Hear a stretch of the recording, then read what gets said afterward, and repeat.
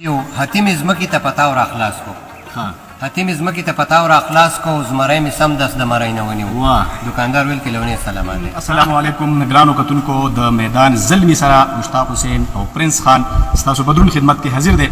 کتونکو دا وخت را سره د پښتو ژبې خوږ ژبې شاعر محترم جناب عمر سید وفادار صاحب ناست دي د میدان او د لاجبوک درې بارډر سر چنار کې دا وخت موجود یو. وفادار صاحب السلام علیکم. ډیر زیات هرکلی درته وایو د میدان زلمی په شیشه باندې. وعلیکم السلام ورحمت الله وبرکاته. ډیر زیاته مننه او تاسو له شکر گزار یم چې تاسو دلته تشریف راوړو. زموږ د سخت علاقې ته معلوم د خبرو موقع راکړه چې تاسو په دې چینل باندې خلکو ته ښکاره شم.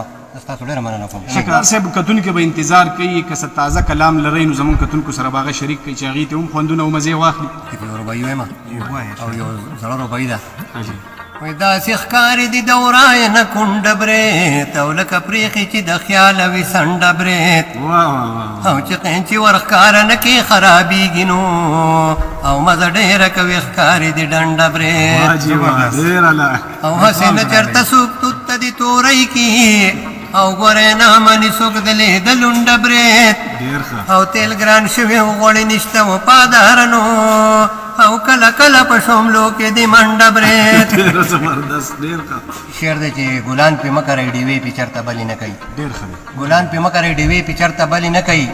دې د یادونو مقبره کې دا زما قبر دی او مهرباني جي او د وفادار وفا ژوندون وفا ونه کړه تا ته چې تورې خاورې ښکاري د وفا قبر دی. دا بیا ووایي دا شعر وفادار جي مهرباني د وفادار وفا ژوندون وفا ونه کړه تا ته چې تورې خاورې ښکاري د وفا قبر دی.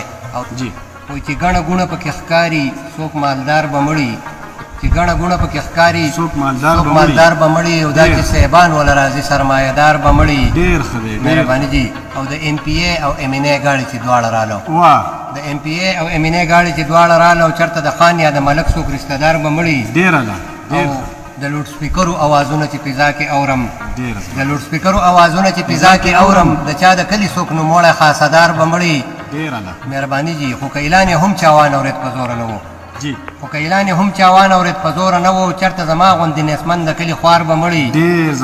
او دا شعر دی جي چې دا غریبان چې یې له حد په وچ کمر کې کني دا غریبان چې یې له حد په وچ کمر کې کني غټان مسکی شي پسې خاندي څوک نهار به مړي. او اخري مقطع ده جي که لوی خوشحاله و ملګرو ماشومانو ژړل که لوی خوشحاله و ملګرو ماشومانو ژړل بل څوک به نه وي په لاجبوک کې وفادار به مړي. وایي چې زه یې ولیدم دوره شاته شوه چې زه یې ولیدم دوره شاته شوه سترګې شنې راته راواړولې تاسو پیشو زما نه ویرېده. مهرباني جي حتیم زمکې ته پتاو را خلاص کو حتیم زمکې ته پتاو را خلاص کو زمری مې سم دس د مړی نه ونیو دکاندار ویل کلونه سلامات دی.